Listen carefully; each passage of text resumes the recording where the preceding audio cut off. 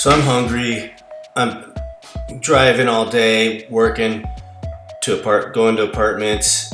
So I decided to step into a Wendy's. I like Wendy's. They have fresh meat. And this guy gets out, and I'm slowing it down just to show you what an average Joe this guy is in his Silverado. Looks kind of like me, actually. You know, fat belly, short and stocky. That's kind of my look. But nothing special. He gets in. We'll speed it up now. And this what I'm going to show you kind of caught me by surprise. So, showing the back camera, here's this guy coming up, and to me, he's asking for money. That's just my automatic reaction living in LA. You kind of tune it out. And so he comes up, and I'm going to speed it up, but I think he knocks on my window, and I just nod no, and he walks past. And he stops by the Silverado, the guy that got out, got back in.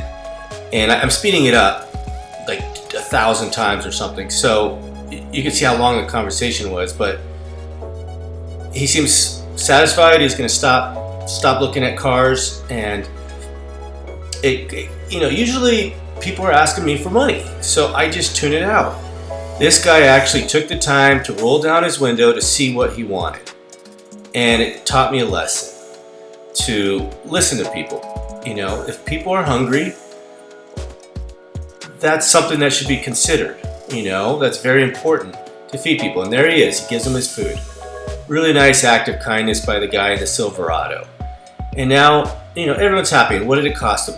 $5, $7? And it went to feeding him. And now the homeless man proceeds, you can barely see it, but proceeds to ask the girls for money. So he got his food, and now he's asking for money. But it's all good, and now I gotta get back in the traffic of LA. Oh my gosh.